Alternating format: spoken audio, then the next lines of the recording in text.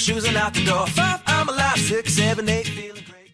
Hey everybody, welcome back to the Beyond Your Wildest Genes podcast. I'm your co-host today, Dr. Mike Akinfora, and today I have with me Kate Hope. Kate, how are you? Great, thanks, Dr. Mike. Wonderful to have you on the show. I'm going to read Kate's bio. Kate Hope is a functional nutritionist with a master's degree in applied clinical nutrition. She's a certified GAPS practitioner and uses the gut and psychology syndrome diet protocol with many of her nutrition clients. She has been a science educator for almost 2 decades, teaching children as well as providing professional development for teachers. As a food ambassador for Chef Jamie Oliver's Food Revolution Network, Kate spreads the message of healthy eating to the local community. Kate has a private practice in New Jersey, and she sees clients in a one-on-one or group setting as well as online, concentrating on chronic conditions such as Lyme disease, autism, and autoimmune issues. Having been a Lyme patient herself, she's experienced firsthand how diet can impact the healing process. She works with empathy and compassion, coaching her clients with a mind, body, spirit approach. Kate, welcome to the show. Thanks, Dr. Mike. I appreciate it. Awesome. So tell everybody about your journey, Kate. Okay, well, like many people who go into the health and wellness field, I have a personal health story, and I feel that having gone through my journey allows me to better serve my clients because I can relate to them on a personal, experiential level. And that's how I turn around a negative like having Lyme disease into a positive. So I grew up in New York State, not too far from the border of Connecticut and the town of Old Lyme, which was ground zero for Lyme disease, as many people know. I lived on 4 acres of woods. I was in 4-H, so we had lots of animals, dogs and cats and chickens and ducks and horses and rabbits, etc. And my brothers and I took care of the animals, and we also did a lot of hiking in the woods, so we were constantly pulling ticks off the animals as well as ourselves. And even though I had a number of tick bites as a kid, I was never bothered and I never felt any symptoms. Now I live in New Jersey in the same kind of wooded environment where the deer literally come up to the back door, knock on the door and say hi. And, you can't take the woods out of this girl. So I still do a lot of hiking in the woods and a lot of backyard gardening. And unfortunately, I got a few more tick bites. I kid people and I say that I'm a tick magnet or that ticks dig me. Yeah, and I laugh, but it's really not that funny. I mean, it is a serious matter. So anyway, whether any of these ticks carried Lyme or any of the common co-infections that usually go along with it, I don't know. I always thought that I had a pretty good immune system, so maybe it helped to keep the disease at bay. But about seven or so years ago, my immune system was compromised by a couple of health triggers that kind of happened all at once. And then I got the tick bite that I call the quote-unquote straw that broke the camel's back. And I feel that my immune system was at a weakened point and allowed the bacteria to take hold of my body, whereas previously maybe, it would have been able to fight it off. So the symptoms came on really fast, and within a month or two, I had really strange migrating pains in my joints and muscles. I had brain fog, memory issues, twitching, and other neurological problems, almost Parkinsonian, which was kind of scary because my dad had passed from Parkinson's, so that was quite disconcerting to say the least. I had light and sound sensitivity, I had sleep issues, I had anxiety, and I'm a pretty calm person, so I knew something was wrong. Wow. So what did you do? What was your healing journey? What does that look like? Well, after my pity party of one, I took control and I started on my personal healing journey. So I had a background in science and nutrition, which I have to say was helpful. So I did a lot of research. And the thing with Lyme is that if it's acute, early stage Lyme, say where somebody gets bit and they get the signature bullseye rash, often they can be successfully treated with short-term antibiotics like a few weeks of doxycycline, which is an antibiotic. But if it goes undetected and it goes into late stage Lyme, it can become more chronic and harder to treat. The bacteria is very stealth and it can hide in your tissues. Plus, Borrelia burgdorferi, which is the scientific name for the Lyme bacteria, tags along with some other, lovely friends like Babesia, Bartonella, Mycoplasma, and Epstein-Barr virus that can make the diagnosis and the treatment very messy. I was fortunate enough, though, to find a Lyme doctor in my area, and I did go on antibiotics for a while, even though I really didn't want to take them. But I did. But I also wanted to go as natural as I could. So My program also consisted of a lot of complementary and alternative mind, body, spirit work. I went to a chiropractic neurologist because I had a lot of neuro symptoms, Sure. and that really helped a lot. I still go on a regular basis. I did yoga and meditation and gentle exercise. I thought I ate pretty well, but I really cleaned it up a lot. I went on the GAPS diet, which is the gut and psychology syndrome diet, which helped to seal and heal my gut or my intestinal lining. And I truly believe that that's where most of us need to start. So I started the healing process in my gut. And I actually liked the GAPS diet so much that I went on for additional training to become a GAPS practitioner.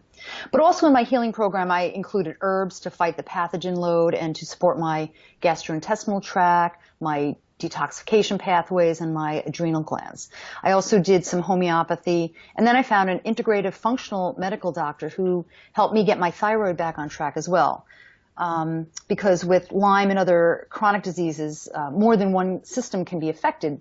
The problems become systemic, and then you get a lot of systemic inflammation that runs throughout your body and can wreak all kinds of havoc. Interesting. And it can affect a number of your organ systems. So that's why a more functional medicine and functional nutritional approach is warranted for chronic diseases like Lyme. So what do you actually mean by a functional approach? Because everybody's talking about this. What is functional medicine and functional nutrition, Kate? Right. Well, functional medicine was actually coined by Dr. Jeffrey Bland in the 1990s, I believe. Mm-hmm. And functional medicine and functional nutrition look at the whole person from a more systems perspective, that all the body systems are interrelated and that they don't necessarily function separately from one another. The functional medical model looks a lot different than the conventional model because the practitioner and patient are in a partnership.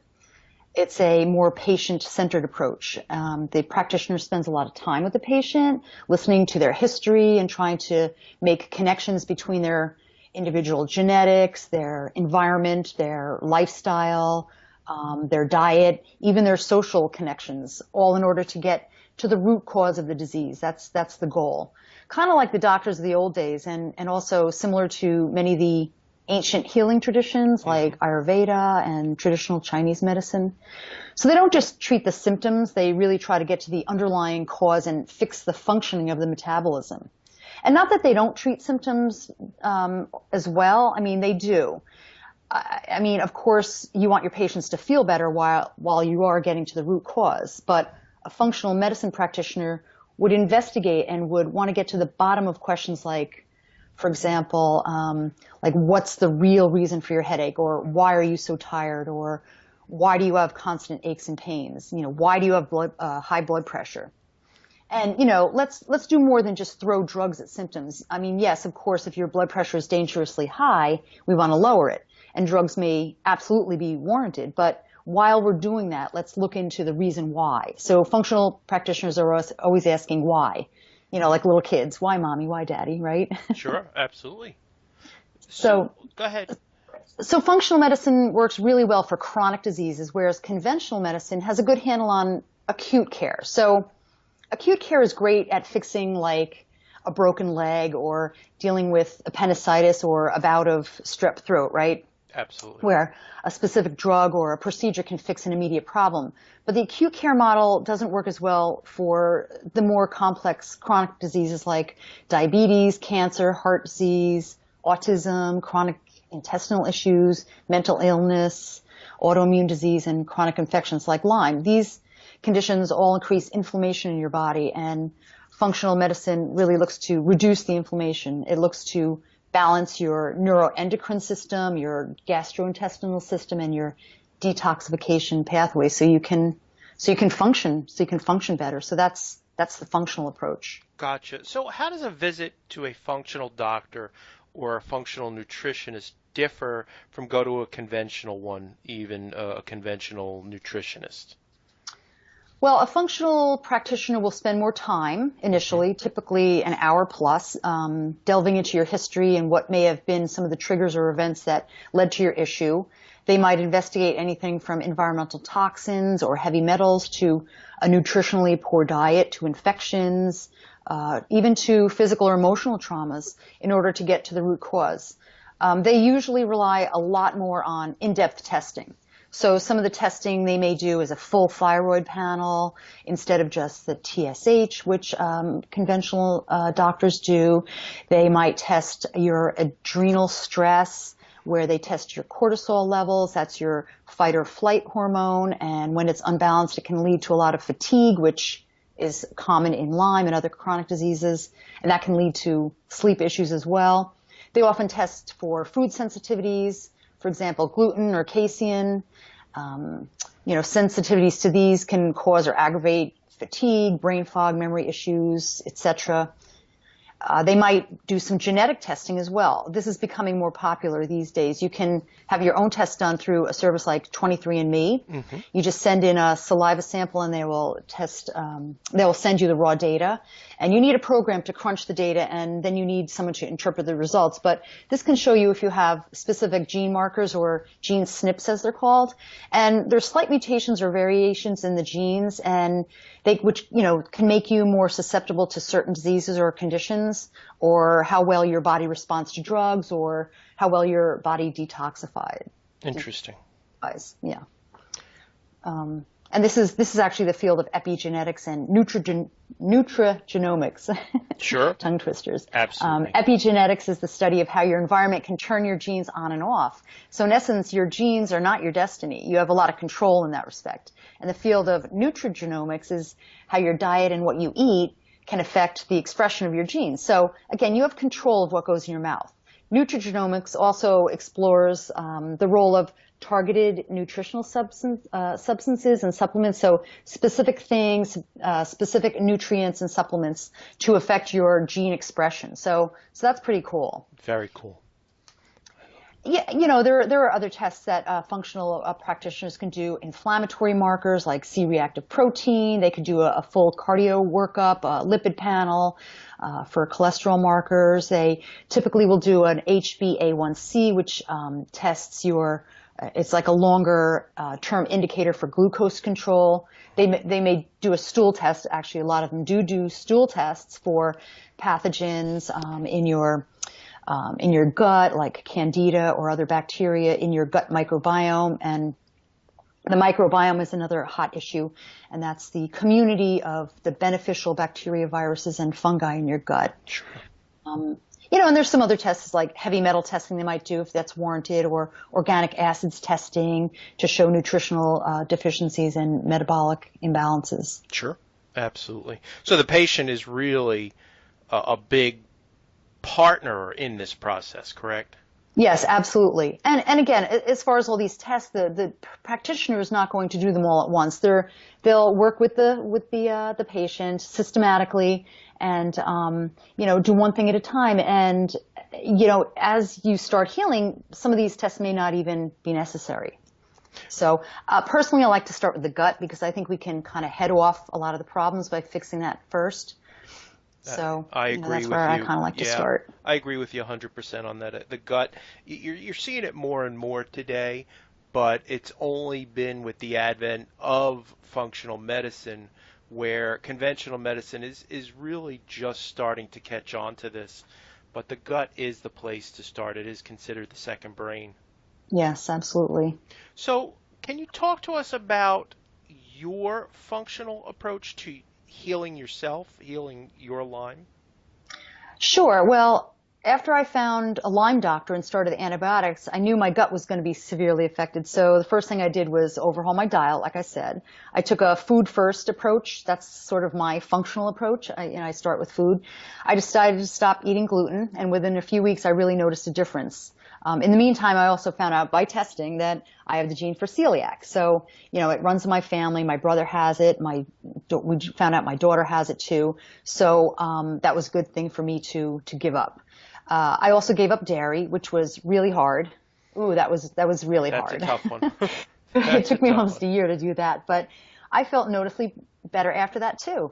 I really did. So I took out the gluten and the dairy. Then I found the GAPS diet, which helped me tremendously. It really helped, as I said before, to heal and seal the gut lining, which was most likely leaky from the antibiotics and the bacteria as well. Your listeners have probably heard the term leaky gut, and that's a term that does come from the functional medicine world. My gut was most likely leaky from from a lot of the things, including the bacteria, the antibiotics, the gluten, that I'd been eating my entire life. So the GAPS diet, just really quick, consists of a lot of meat stocks or bone broths, which are very popular today, fermented foods, which are coming back in favor as well, good quality fats, lots of non-starchy vegetables. The GAPS diet is similar to the SCD diet, or the specific carbohydrate diet. Mm-hmm. Or actually, it's kind of similar to the paleo diet as well, but it does a good job of healing a leaky gut. And then I kind of hit a plateau, which is common in Lyme. So that's when I found the functional medicine doctor, and through testing, I found out that my thyroid and adrenals were off. So I supported them with a little, I actually supported my thyroid with a little natural thyroid medication for a while, and some herbs for the adrenals, like ashwagandha, rhodiola, and licorice. Mm-hmm. I also found that I have a gene mutation, or the variation for one of the methylation genes, the MTHFR, which a lot of people have probably heard of that too, which can compromise the detoxification pathway. So I take supplements to support that. I also had the Heidelberg test for stomach acid. So I found out that my stomach acid was low. So I take betaine HCl with my meals to add some more stomach acid for digestion. Sure. And then after I stopped the antibiotics, I took some herbs to kind of keep the Lyme bacteria at bay and to support my immune system, like cat's claw, andrographis, and resveratrol, which are some common, immune boosting herbs that a lot of people with Lyme or chronic disease take. And like I said before, I did a lot of mind-body work, like meditation, yoga, gentle exercise, to keep my cardiovascular and my lymph system functioning well. I love it. But my program actually lasted for a few years. I mean, it wasn't a quick fix, and I guess I'm still on what I call a modified GAPS diet, mm-hmm. and I still take some herbs and supplements to support my immune system. I remember a quote in a textbook once that said, "Chronic diseases caused by chronic inflammation require chronic treatment." Mm-hmm. So I take that as like, okay, you have a chronic problem that progressed over a long period of time, and there's no magic bullet. Nope. And it's not going to, go away in a day or a month. But if you work at it with a multifaceted approach over time, you can have significant improvement. Absolutely. And is it true that when we talk about chronicity, generally speaking, is it true that for every year that you've had it, we're looking at a month of actual treatment? Is that a rule of thumb in functional medicine, or everybody responds differently? Well, I think probably everybody responds differently, but okay. But yeah, I've heard that in the Lyme community, especially the Lyme doctors will say that. But again, I don't know, if that's true. I know we have as a good rule of thumb. Yeah, we have to look at individual differences, obviously. But a rule of thumb, like we don't want somebody to come in to see us and then think in a month their Lyme's and their symptoms are going to be resolved. That's unrealistic. Right. And the strange thing about Lyme is, like in my case, I don't know when I got it. Sure. I could have gotten it years ago. Sure. So it could have been in my system for years, but just not manifested in the full-blown disease until my immune system was such that, it was compromised. So. Awesome. So a lot of functional medicine practitioners talk about the gut, and we talked about it as well. Can you dial in a little more on the importance of the gut?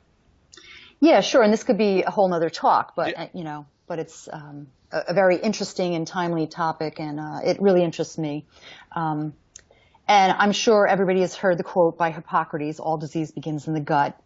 And I think science is finding that to be true these days. Your digestive system it's a hollow tube that goes from your mouth to your other end, and it's actually the barrier or gateway between the inside and the outside. So when you eat, the food's not really inside you yet until it passes through the intestinal lining, which is kind of interesting to think about. And the lining is very selective. It's called selectively permeable. And it wants food that's fully digested into tiny particles. So if you envision the intestinal lining like a fine mesh or a cheesecloth, only tiny things are allowed in. But if there's a rip in the cheesecloth, then larger undigested particles are going to get in. And your body and your immune system don't recognize them as food, and they launch an attack. So that's when you can have all kinds of food sensitivities and immune reactions to food. And if it gets out of hand, it can cause things like brain fog, fatigue, focus and mood issues, digestive issues, joint and muscle pain, and ultimately autoimmune conditions. So when you think about it, with Lyme and other chronic diseases, how much is due to the bacteria or the toxins or whatever, and how much is due to a leaky gut, right? So these diseases are multifactorial and can kind of like maybe cause each other. So the gut is the first place to restore function. I mean, I think it's really like step one. It's one of the major channels of elimination, and it needs to be functioning properly in order to absorb the nutrients and to eliminate wastes. So elimination is so important. If you don't eliminate properly every day, then the wastes will stagnate and pollute your body, and then the nutrients that are supposed to be absorbed won't be absorbed. And another hot topic in science today is the intestinal microbiome. So in the intestines, there's trillions of beneficial bacteria and fungi and viruses that live in your gut and actually help digest your food. They also help make vitamins, and they're also a really big part of your immune system. So it's important to feed these good gut bugs so we can keep the bad ones out. Mm-hmm. And unfortunately with antibiotics, we're killing the good guys along with the bad guys. So we have to do our best to replenish the good ones with fermented foods and probiotic supplements, and obviously eating a good diet. Awesome. So what our community loves are tips that our speakers tell them. Can you talk to our community, our tribe, about some tips for people with Lyme's or other chronic disease if they want to take a more functional approach? Yeah, sure. So first, we're all biologically individual. So they say everybody has their own bio-individuality. So we should treat ourselves like that, and we should look for practitioners who will treat us that way. It's becoming more popular, so look for people who are integrative and holistic and who work from a functional perspective and are not just going to give you Band-Aids for your symptoms. People with Lyme and other chronic diseases like MS and rheumatoid arthritis, diabetes, lupus, thyroid problems, cancer, chronic fatigue, fibromyalgia, autism, like all these things, Parkinson's, ALS, these people are very well suited for a functional approach. And I have to say that many of the Lyme doctors these days out there are functional in nature. So they take a more functional approach. Second, go to a practitioner and see if you can start getting some tests done. Take their suggestions and do it in a systematic way. You can do some things yourself, like the 23andMe genetic test. And I would say ask lots of questions too. So remember, in the functional medical model, the practitioner and the patient are partners. And I find that Lyme patients and people with chronic diseases are very well read and well researched. They're intelligent patients, and that's really, really good. It makes for a good relationship between the practitioner and the patient. So you want to find a practitioner who's open to that. Third, I would start your own functional healing with diet. This is the first thing I recommend as a nutritionist. The GAPS diet is a great way. It's amazing for healing and sealing the gut lining or something similar. You can start today by adding meat stocks or bone broths to your diet, and then add fermented foods like, yogurt and kimchi and sauerkraut and kombucha. You can add a probiotic supplement, which helps your microbiome, especially if you are a Lyme patient and you're on antibiotics. Many people make use of digestive enzymes because their digestion isn't always functioning well, so that helps, especially if you've been eating the standard American diet. So I would say stop eating things in packages and eat whole, fresh foods. Maybe green up your diet. So eat lots of green veggies. They have lots of chlorophyll, which is a great detoxifier. It's essentially energy from the sun that's packaged into the plants. It's very rejuvenating. You can add a green smoothie. If you're not so hot on eating the green vegetables or vegetables raw or cooked. And add other colors too. Eat the rainbow, as they say. Lots of colorful fruits and vegetables for important phytonutrients and antioxidants. Eat healthy, clean protein like grass-fed meats, organic, free-range eggs, wild-caught fish. include healthy fats like organic grass-fed butter and ghee, extra virgin olive oil, coconut oil, avocado, nuts, and seeds. Fats are not bad. Okay, fats are becoming more popular these days. They're not, vilified like they used to be. Only the bad fats that are in processed foods and refined vegetable oils. Try to reduce your grains in general if you can, and eliminate processed grains. They're aggravating to your intestines and hard to digest. See if you can cut out gluten and possibly dairy, just as a test. See how it works for you. See how you feel. I find many people with chronic diseases feel better without these, at least while they're healing. You might be able to add them in later on. Mm-hmm. I'd say ditch the soda, especially diet soda, as well as the sweet fruit juices and sports drinks, and just drink water. You can add lemon or other fruits to make a fruit infusion. Mm-hmm. They're fun, or herbal tea is great. And then I would say, if necessary, support your thyroid and adrenals with supplements, herbs, and a good diet. A good diet goes a long way. You might need some medication for a while. That's okay. For the most part, I would test, so you can add your supplements and your medications based on testing. And then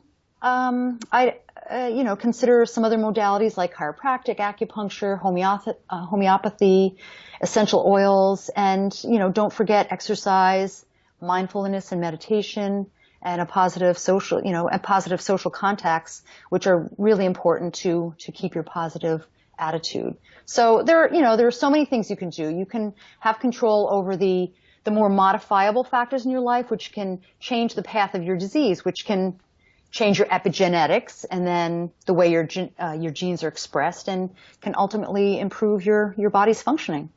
Kate, I love it. Thank you so much for sharing that. People write into us all the time about the tips that our speakers give, and I really appreciate you putting that out there for them. Tell people where pleasure. They can find you in the world. They can find me at katehopenutrition.com. Awesome. That's my website, and I'm also on Facebook and Twitter. You could just search for Kate Hope Nutrition. That's me. Wonderful. Thanks so much for being on the show, Kate. It was a joy to talk to you, and I am sure that we will talk to you again soon.